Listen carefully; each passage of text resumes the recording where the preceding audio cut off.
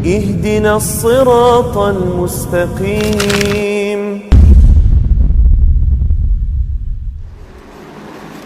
Bismillahirrahmanirrahim. Assalamualaikum warahmatullahi wabarakatuh.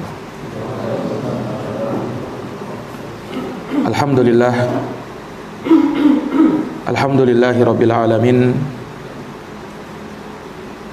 Wabihi nasta'inu ala umuri dunya waddin. Asyhadu an la ilaha illallah wahdahu la syarikalah, ilahul awwalina wal akhirin. Wa asyhadu anna Muhammadan abduhu wa rasuluh as-sadiqul amin, sallallahu alaihi wa ala alihi wa sahbihi wa man tabi'ahum bi ihsanin ila yaumiddin wa sallama tasliman katsira. Amma ba'd. Ikhwani fid din wa akhwati fillah, azani Allah wa iyyakum. Alhamdulillah, pada malam hari ini kembali dengan taufik dari Allah kita dapat berkumpul di dalam masjid yang mulia ini, di salah satu rumah dari rumah Allah, untuk kita bersama-sama dalam at-tafaqquh fid din. Fama yuridillahu bihi khairan yufaqihu fid din. Pada malam hari ini kita akan kembali mengkaji kitab At-Tauhid alladhi huwa haqqullahi 'alal 'abid, karya Syekhul Islam Muhammad bin Abdul Wahhab An-Najdi rahimahullahu taala. Kita masih dalam bab al-khauf minasyirk, bab rasa takut dari kesyirikan, yang kita harus waspada dari yang namanya kesyirikan. Telah kita sebutkan ayat terkait dengan hal ini, yaitu firman Allah Subhanahu wa taala di dalam surat An-Nisa ayat 116. Allah menyatakan, innallaha la yaghfiru ay yushraka bih wa yaghfiru ma duna dzalika liman yasha. Sesungguhnya Allah tidak mengampuni dosa kesyirikan, dan Dia mengampuni apa yang di bawah hal tersebut bagi siapa yang dikehendakinya. Sesungguhnya Allah tidak mengampuni dosa kesyirikan dan mengampuni apa yang di bawah hal tersebut bagi siapa yang dikehendakinya. Nah, dari ayat ini jelas nampak bahayanya kesyirikan, di mana syirik adalah dosa yang di luar dari tahta masyiatillah. Semua dosa selain dari kesyirikan itu sifatnya tahta masyiatillah, yaitu di bawah kehendak Allah Subhanahu wa taala. Kalau Allah mau, Allah bisa mengampuninya. Nah, tetapi kalau kesyirikan itu tidak ada ampun. Dan ini kata para ulama, bagi siapa yang meninggal dan dia belum bertaubat dari kesyirikan. Bagi siapa yang meninggal dan dia belum bertaubat dari kesyirikan. Adapun kalau dia sudah bertaubat di dunia ya dari kesyirikan, maka Allah mengampuni semua dosa. Allah mengampuni semua dosa. Dan inilah bedanya dengan dosa-dosa yang lain dari selain kesyirikan. Kalau dosa selain kesyirikan mati dan dia belum bertaubat dari dosanya tersebut, maka masih mungkin diampuni oleh Allah. Masih mungkin diampuni oleh Allah, karena ampunan Allah sangat luas. Tetapi kalau kesyirikan tidak seperti itu. Kesyirikan tidak seperti itu. Jadi dosa di bawah syirik masih lebih ringan kalau mau dibandingkan dengan dosa kesyirikan. Namun keterangan ini bukan malah membuat kita bergampangan dengan dosa selain kesyirikan. Entah itu membunuh, mencuri, berzina. Ya, walaupun betul dia tahta masyiatillah, di bawah kehendak Allah, dan masih mungkin diampuni oleh Allah, tetapi kita tidak tahu apakah dosa itu diampuni atau tidak. Dalam pengertian, apakah Allah Subhanahu wa taala kelak akan mengampuni kita dengan dosa-dosa selain kesyirikan, lantas memasukkan kita ke dalam surga, atau Allah Subhanahu wa taala siksa dulu di dalam neraka, kemudian setelahnya dikeluarkan dari neraka. Nah, jangan sampai seperti itu. Iya, jangan sampai seperti itu. Nah, seorang muslim dia takut kepada yang namanya dosa. Ya. kesyirikan lebih-lebih lagi. Dosa di bawah kesyirikan mereka khawatir terhadapnya. Jangankan dosa dari dosa-dosa besar, dosa kecil saja mereka khawatir dan takut terhadapnya. Sebagaimana disebutkan dari Anas bin Malik radhiyallahu an, di mana beliau pernah mengatakan bahwa sesungguhnya kalian memandang suatu perbuatan, kalian pandang itu sebagai sesuatu yang kecil, sesuatu yang remeh-temeh. Padahal kami dulu di masa Nabi SAW memandang hal tersebut sebagai sesuatu yang bisa menghancurkan. Jadi manusia terkadang menganggap sebuah dosa, dia pikir itu ringan, biasa. Dahulu para sahabat memandang itu sebagai sesuatu yang bisa menghancurkan mereka. Nah, maka seseorang tidak selayaknya untuk bergampangan dengan perkara-perkara dosa. Hendaknya dia menanamkan rasa takut kepada Allah Subhanahu wa taala, takut yang besar, kepada Allah Subhanahu wa taala. Iya.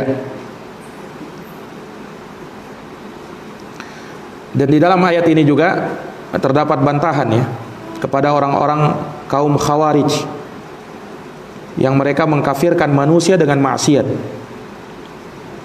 dan orang-orang Mu'tazilah yang mengatakan bahwa pelaku dosa besar itu kekal di dalam neraka. Ini bantahan kepada mereka, sebab Allah masih mengampuni dosa di bawah kesyirikan. Wa yaghfiru ma duna dzalika liman yasha.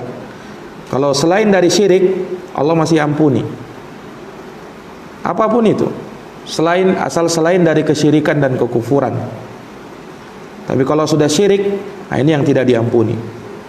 Kalau orang-orang Khawarij, mereka memandang bahwa dosa besar bisa membuat dosanya tidak diampuni, kekal di dalam neraka.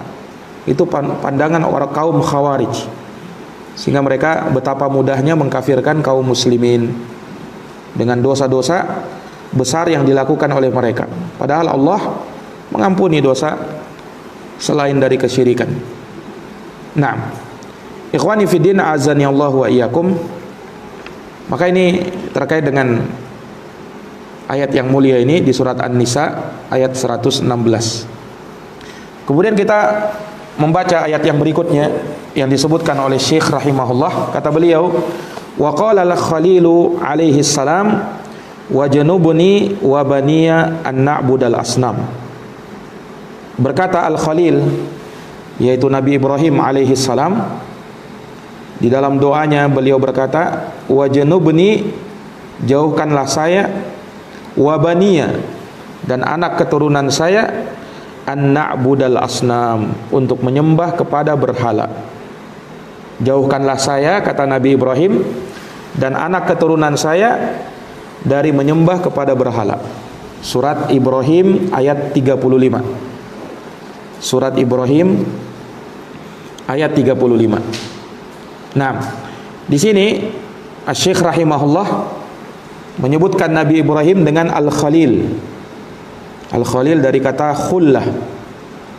Khullah itu artinya kecintaan yang berada pada puncak. Iya.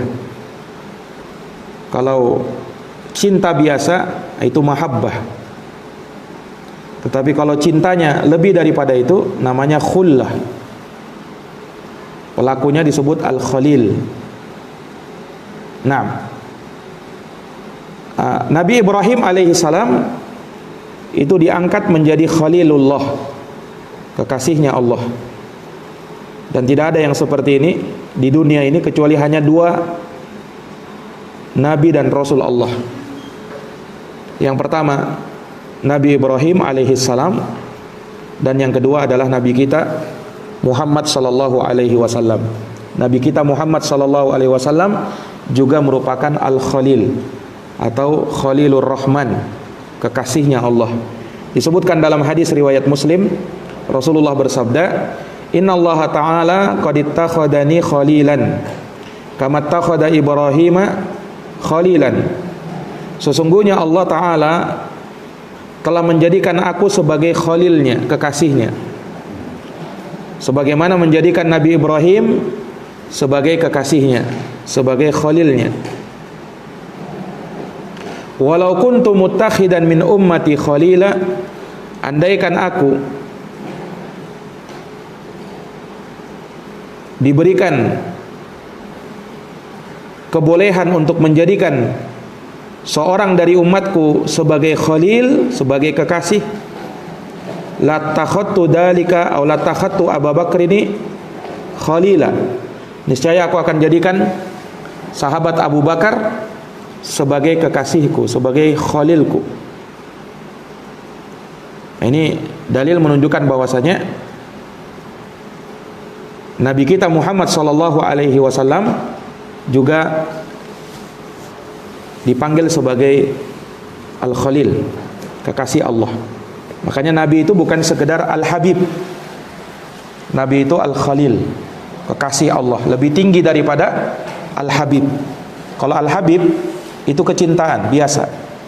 Tapi kalau Al-Khalil itu lebih tinggi daripada sekedar Al-Habib. Nah, ini ikhwani fillah azani Allahu wa iyyakum. Adapun tentang Nabi Ibrahim, Allah Subhanahu wa taala nyatakan tentang beliau, wattakhadallahu Ibrahima khalilan. Dan Allah telah menjadikan Nabi Ibrahim sebagai kekasihnya. Makanya Nabi dan Rasul Allah yang paling mulia adalah dua nabi ini. Yang pertama Nabi kita Muhammad sallallahu alaihi wasallam, dan yang kedua adalah Nabi Ibrahim alaihi salam. Iya. Kalau ada pertanyaan, siapa makhluk termulia di dunia ini?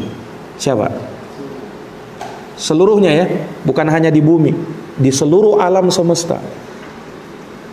Baik yang di langit maupun di bumi. Siapa makhluk termulia? Siapa? Rasulullah Muhammad sallallahu alaihi wasallam. Bahkan melebihi kemuliaan malaikat. Malaikat kalah. Nah, kemuliaan malaikat kalah dengan kemuliaan Nabi kita Muhammad SAW. Arsy-nya Allah kalah juga. Iya. Pokoknya semua, tidak ada makhluk yang paling afdol dan paling utama di dunia ini, baik di bumi maupun di langit, kecuali Nabi kita Muhammad sallallahu alaihi wasallam itlaqan, secara mutlak. Tidak ada yang mengalahkan kemuliaan Nabi kita Muhammad sallallahu alaihi wasallam. Ini para hadirin yang dirahmati dan dimuliakan oleh Allah. Taib. Nah, manusia yang kedua yang paling utama adalah Nabi Ibrahim alaihi salam. Nah, Nabi Ibrahim ini seperti yang pernah kita sebutkan, beliau imamul hunafa, imamnya orang-orang yang bertauhid. Saking mulianya Nabi Ibrahim sampai-sampai Nabi kita diperintahkan mengikuti millahnya Nabi Ibrahim. Ya, anittabi' millata Ibrahim hanifa. Anittabi' millata Ibrahim hanifa. Agar kamu mengikuti millah, agamanya Nabi Ibrahim yang lurus. Lurus di atas tauhid. Lurus di atas tauhid. Nah, alaihi salam. Apa artinya alaihi salam? Semoga keselamatan terlimpahkan kepadanya. Kalau Nabi kita Muhammad disebut apa? Alaihi salam. Tapi sallallahu alaihi wasallam. Kenapa Nabi kita dibedakan pakai sallallahu alaihi wasallam? Kenapa? Siapa yang tahu alasannya? Kalau Nabi yang lain kan alaihi salam kan? Kalau Nabi kita apa? Sallallahu alaihi wasallam. Kenapa? Ada yang tahu jawabannya?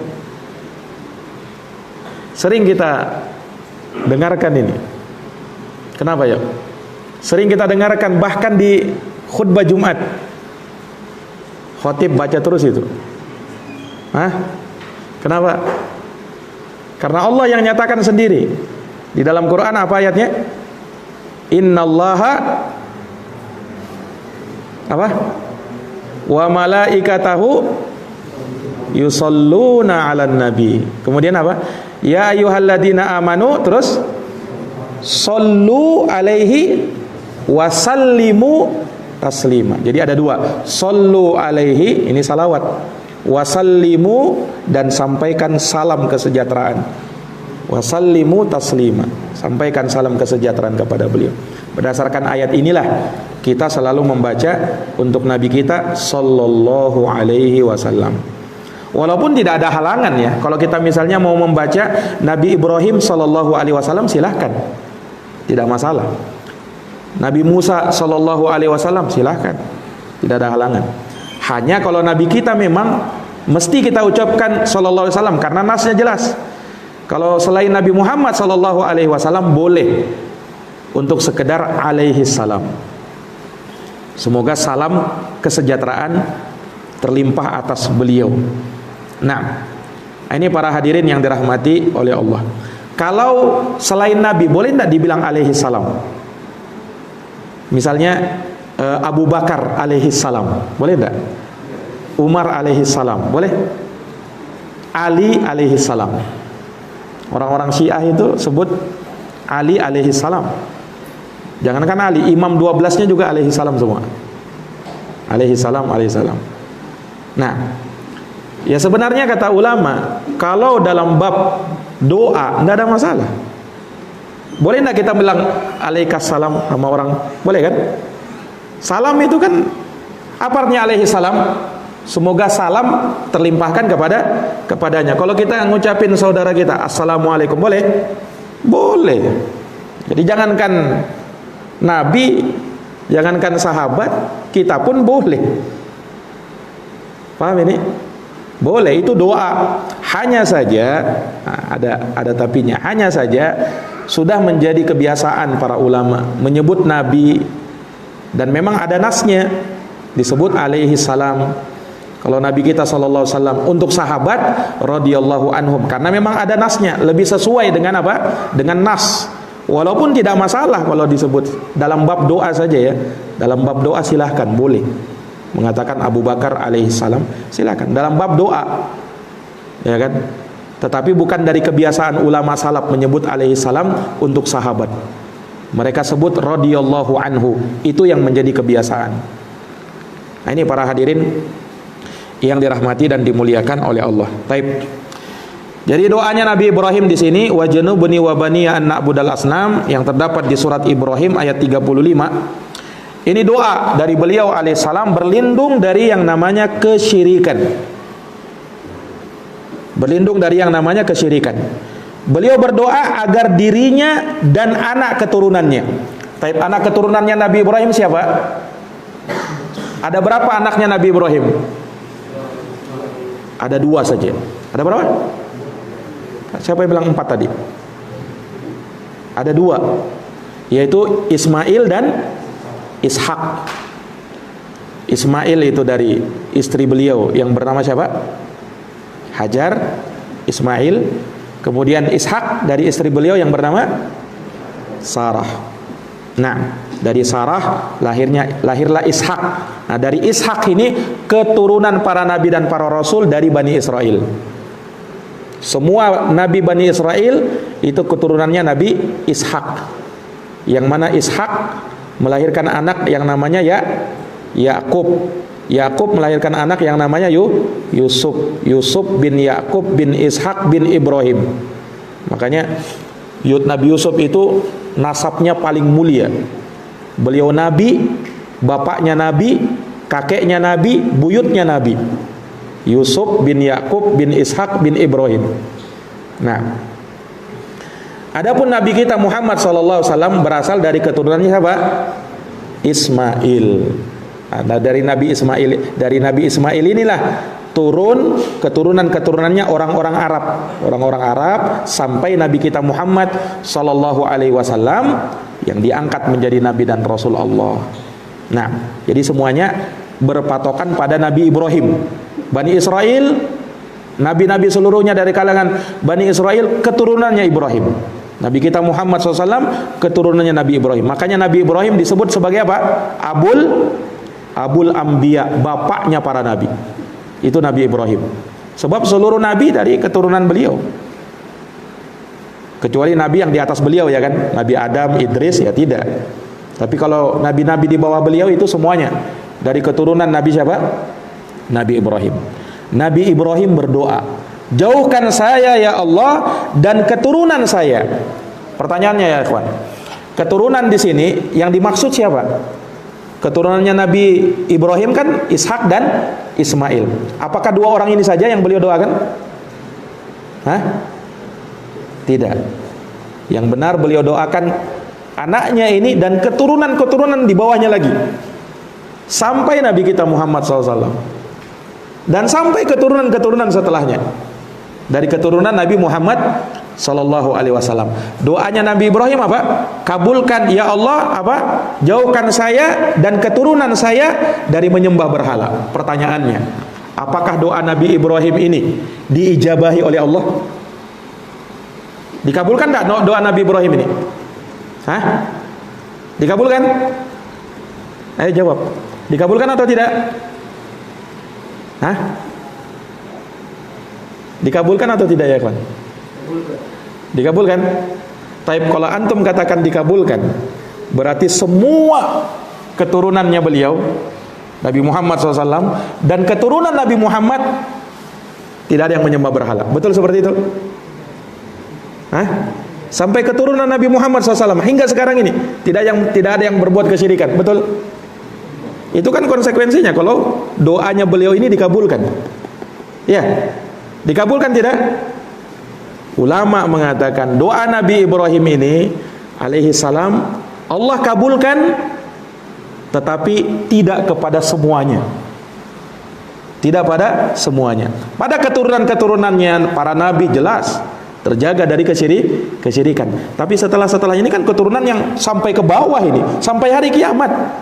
Nah, dan ternyata dari keturunan Nabi Ibrahim alaihissalam yang berada di bawah-bawahnya ada yang tidak diberikan taufik oleh Allah Subhanahu wa taala untuk apa? Untuk menerima Islam. Ya kan? Ada di antara mereka.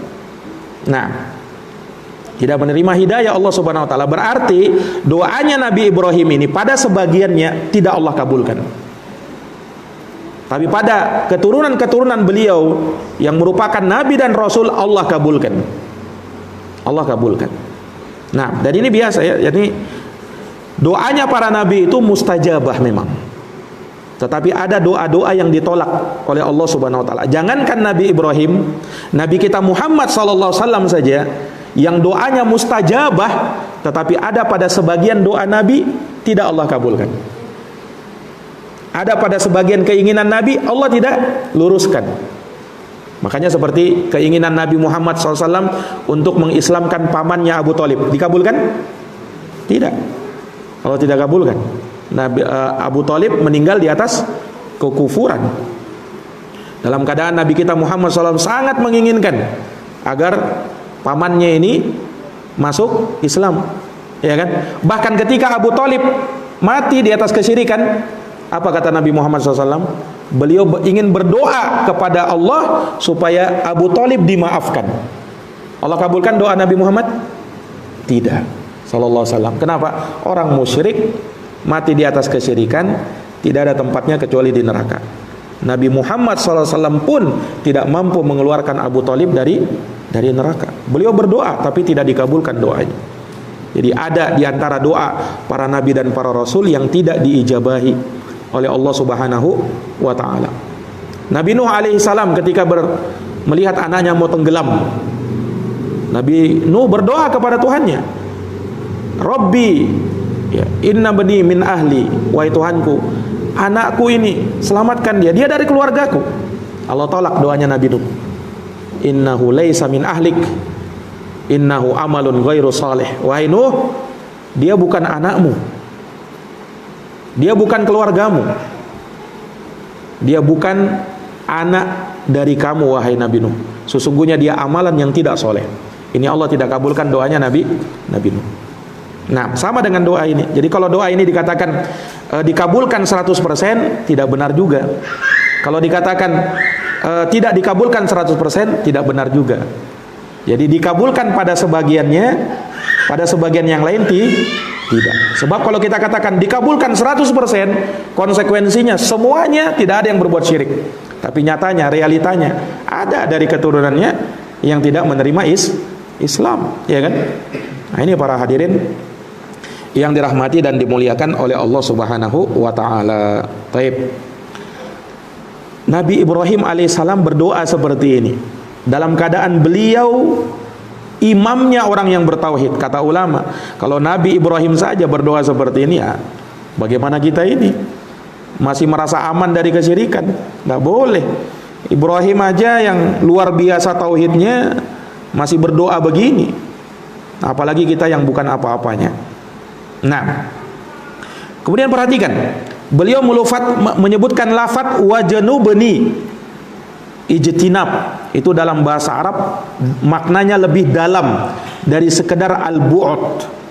Kalau al-bu'ud dalam bahasa Arab jauh, tapi kalau ijtinab itu jauh betul dan tak mungkin bisa ketemu. Itu namanya ijtinab. Jadi ini lafadznya lebih dalam. Ya Allah, jauhkan saya dengan sejauh-jauhnya, tak mungkin bisa ketemu lagi. Nah, itu maknanya wajanubni. Nah, jadi beliau menyebutkan yang seperti ini ya ikhwan, karena beliau sangat tahu betapa besarnya kesyirikan itu kalau sampai diperhadapkan dan sampai dilakukan oleh seorang muslim. Berbahaya betul bagi akidahnya, bagi amalannya, bagi ibadahnya, bagi keislamannya. Tidak bisa kesyirikan ini. Tidak ada toleransi untuk berbuat syirik ini. Nah, wajib untuk dijauhi dengan sejauh-jauhnya. Iya. Ini para hadirin yang dirahmati dan dimuliakan oleh Allah. Kemudian perhatikan doanya Nabi Ibrahim di sini. Beliau berdoa kan? Berdoa untuk siapa? Dirinya dan keturunannya. Beliau sebutkan dulu dirinya, baru keturunannya. Ini kata ulama, di sini kita bisa dapatkan adab dalam berdoa. Jadi kalau kita mau berdoa itu adabnya doa dulu untuk diri sendiri, baru setelahnya untuk orang lain. Nah, ini para jamaah sekalian. Jadi berdoa itu adabnya, doa dulu untuk diri kita, baru untuk yang lainnya, entah keluarga kita, anak dan istri kita, teman-teman kita. Ya, jadi jangan, ya Allah anukan si fulan, dia lupa dirinya. Jangan. Diri sendiri dulu didoakan, baru orang lain, baru keluarganya. Begitu adab dalam berdoa. Lihat doa untuk orang tua, apa lafadznya? Rabbi firli, terus wali walidayya. Ya Allah ampuni siapa dulu? Saya, baru kedua orang tua saya. Dan kebanyakan lafaz doa kalau mau mendoakan orang lain itu kita dulu berdoa untuk diri kita, baru setelahnya orang lain. Itu adab dalam berdoa. Nabi Ibrahim, ya Allah jauhkan saya dan keturunan saya dari menyembah berhala. Saya dulu. Ya kan? Nah, ini para jamaah sekalian yang dirahmati dan dimuliakan oleh Allah Subhanahu wa taala. Jadi kalau mau berdoa seperti itu. Iya. Kalau mau berdoa, berdoanya seperti itu. Taib. Nabi Ibrahim alaihi salam, beliau khawatir terhadap dirinya jatuh dalam kesyirikan. Sedang beliau adalah imamnya orang-orang yang bertauhid. Dan demikianlah Pak, seseorang kalau semakin paham tentang syirik, maka dia akan semakin besar rasa takutnya kepada syirik. Kalau ada orang merasa aman, oh enggak mungkinlah saya jatuh dalam syirik, menunjukkan dia belum paham tauhid, dia belum paham syirik. Kalau terucap kalimat itu, enggak mungkin saya jatuh dalam syirik, saya sudah tahu, sudah mungkinlah. Ucapan seperti ini menunjukkan dia kurang memahami syirik. Sebab kalau dia paham, harusnya dia merasa khawatir, ya kan? Nah, itu yang dimiliki oleh Nabi Ibrahim alaihissalam. Beliau takut jangan sampai jatuh dalam syirik. Bayangkan, kalau mau ditanya Nabi Ibrahim ini kurang apa lagi ilmunya tentang tauhid, ilmunya tentang syirik, tidak ada apa-apanya kita ini. Tapi bersamaan dengan itu beliau takut dengan syirik. Lihat sahabat Nabi SAW, di samping kemuliaan beliau yang luar biasa, beliau tidak merasa aman. Sampai Umar itu siapa Pak? Umar itu kan orang yang dijamin sudah masuk surga. Umar itu dijamin oleh Nabi. Umar fil jannah kata Nabi. Itu nas dari Nabi. Umar dengar juga, Umar sudah tahu Nabi pernah menyebut dirinya masuk surga. Tapi apakah Umar langsung merasa aman? Oh, saya sudah dijamin, ada masalah. Ini sudah dapat jaminan, dibayangkan Nabi yang bilang, Pak. Tapi apa? Umar datang kepada sahabat Hudzaifah ibnul Yaman. Sahabat Hudzaifah ibnul Yaman ini sahibus sirnya Nabi SAW, pemegang rahasia Nabi. Hudzaifah tahu nama orang-orang munafik di masa itu. Hudzaifah tahu. Kenapa? Nabi beritahu beliau saja, Hudzaifah. Makanya beliau dikenal sahibus sir. Maksudnya sahibus sir itu sahabat pemegang rahasia Nabi. Sahabat pemegang rahasia Nabi. Maka Hudzaifah tahu betul nama orang munafik. Nah, ini si fulan munafik di masa itu. Diberitahukan oleh Nabi. Umar datang, Pak. Setelah Nabi meninggal ini, Umar datang kepada sahabat Hudzaifah. Umar berkata, "Anshudukallah, wahai Hudzaifah, aku bersumpah demi Allah, hal sammani laka Rasulullah sallallahu alaihi wasallam ma'aman samma minal munafiqin." Wahai Hudzaifah, aku bersumpah dengan namamu, aku bersumpah dengan nama Allah, apakah Rasulullah pernah menyebut saya dalam deretan orang munafik yang pernah Rasulullah beritahukan kepada dirimu? Subhanallah. Umar sampai takut kalau namanya disebut Nabi dalam deretan orang munafik. Bukan Umar tidak pernah dengar sabdanya Nabi SAW bahwa beliau masuk surga. Beliau dengar, beliau tahu. Dan beliau tahu juga bahwa sahabat yang paling utama setelah Abu Bakar adalah Umar. Beliau sendiri, beliau tahu itu. Lihat, tetapi dengan tahunya beliau seperti itu, beliau tidak malah sombong, merasa takjub, ujub, enggak. Malah beliau semakin takut, jangan sampai saya termasuk dari orang-orang munafik. Subhanallah. Ini Umar, Pak, radhiyallahu taala anhu. Makanya sahabat seperti ini luar biasa. Tidak bisa dibandingkan dengan keimanan kita. Nah, luar biasa mereka ini. Umar bin Khattab ketika menjadi khalifah, ya, beliau menjadi pemimpin kaum muslimin.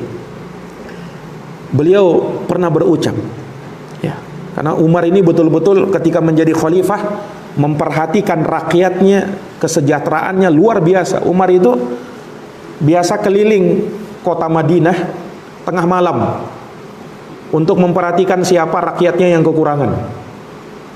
Umar itu kerjaannya seperti itu. Nah, kata Umar radhiyallahu anhu pernah berkata, aku merasa khawatir akan masuk ke dalam neraka kalau ada seekor keledai yang ketika dia jalan di jalanan kaum muslimin, kemudian dia terpeleset gara-gara jalanan yang rusak. Aku takut kalau aku masuk neraka gara-gara si keledai yang jatuh tadi. Allahu Akbar. Ini Umar seperti itu. Hewan ini, hewan, bukan manusia. Kalau manusia masih anulah, hewan kalau ada yang terpeleset, kata Umar. Dan ini beliau ucapkan bukan main-main ya, bukan ucapan candaan, bukan, serius Umar. Andaikan ada seekor keledai terpeleset pas dia lari, terpeleset. Kenapa? Jalanan rusak. Aku khawatir, kata Umar, aku dimintai pertanggungjawaban gara-gara si keledai yang jatuh tadi. Allahu Akbar. Nah, Umar seperti itu. Ya, takutnya kepada dosa dan takutnya beliau dengan azab api neraka. Jangan sampai menimpa beliau. Nah, di samping kemuliaan beliau yang luar biasa, ini menunjukkan kepada kita, jamaah sekalian, seorang kalau semakin paham ilmu, dia tidak akan sombong. Justru dia akan apa? Semakin khawatir terhadap dirinya, jangan sampai dirinya yang justru celaka. Ini menunjukkan betapa dalamnya ilmu orang itu. Semakin takut, semakin dalam ilmunya kepada Allah. Makanya Allah berfirman apa? Innama yakhsyallaha min ibadihil ulama. Sesungguhnya orang-orang yang punya khasyatullah, perasaan takut yang mendalam kepada Allah, adalah para ulama, orang-orang yang berilmu. Jadi semakin dalam ilmunya seseorang itu, rasa takutnya akan semakin besar kepada Allah Subhanahu wa taala. Inilah buah ilmu itu. Nah, seorang semakin mendalam, semakin seperti itu jadinya dia. Ini para hadirin yang dirahmati dan dimuliakan oleh Allah. Jadi menunjukkan kepada kita bahwa seseorang itu jangan pernah merasa aman dari yang namanya kesyirikan, kemunafikan, ya. Dari situlah kita harus terus belajar dan belajar tentang perkara ini. Nah, semoga Allah Subhanahu wa taala menjaga kita, melindungi kita dari yang namanya kesyirikan kepada Allah Subhanahu wa taala. Baik. Para hadirin yang dirahmati oleh Allah, perhatikan terkait dengan doanya Nabi Ibrahim di sini.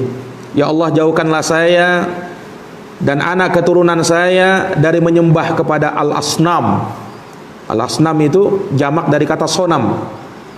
Ya. Dalam bahasa Arab, berhala itu bisa disebut sonamun, bisa disebut wathanun. Hanya beda antara sonamun dengan wathanun. Kalau sonam itu berhala yang dipahat menyerupai manusia atau hewan. Nah, itu disebut sonam. Kalau wathan, pakai tha, wathan, ini berhala juga, tetapi dia berhala tidak dibentuk menyerupai manusia atau hewan. Nah, ya mungkin kayak kuburan misalnya. Nah, itu disebut wathan, bukan sonam. Karena dia tidak berbentuk. Kalau misalnya ada yang menyembah kuburan, ya. Kalau ada yang menyembah kuburan, jadi dijadikan berhala maksudnya. Nah, maka kalau dijadikan berhala, ya, karena berbentuk kuburan itu kan, nah, itu namanya wathan. Tapi kalau sudah dibentuk, dipahat, menyerupai hewan, menyerupai manusia, nah, itu namanya apa? Sonam. Dan itu kedua-duanya ada di zaman jahiliyah dulu. Orang-orang jahiliyah, sesembahan mereka bukan hanya yang dipahat dan yang tidak dipahat. Yang tidak dipahat apa? Pohon. Mereka sembah pohon. Dan dari pahat itu kan, ya pohon-pohon yang besar, yang angker, yang ya itu dikeramatkan, kemudian apa namanya didatangi, dibuat sesajen, lalu dibuatkan ya apa namanya hal-hal yang mistis di situ. Orang datang ke situ minta-minta di situ. Itu namanya wathan.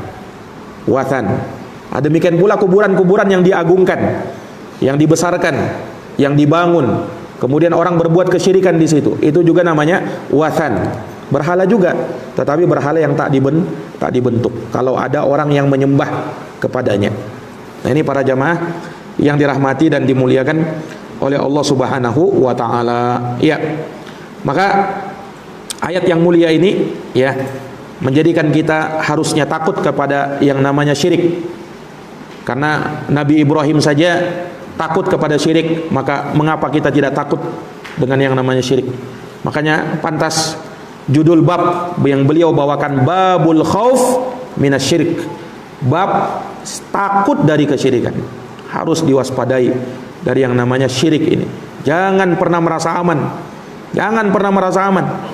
Nah, dari sinilah sebagian orang keliru ya ketika dia mengatakan, "Oh, enggak usahlah kita belajar syirik. Ngapain syirik? Pelajarannya syirik terus. Enggak maju-maju kalau kita belajarnya itu syirik tauhid. Kapan majunya? Orang sudah di bulan katanya kita baru belajar syirik tauhid." Pernah dengar kalimat begitu ya? Orang sudah ke bulan, kamu belajarnya syirik tauhid. Ini ikhwani fiddin azani Allah wa iyyakum. Sebagian orang meremehkan ilmu-ilmu yang semacam ini.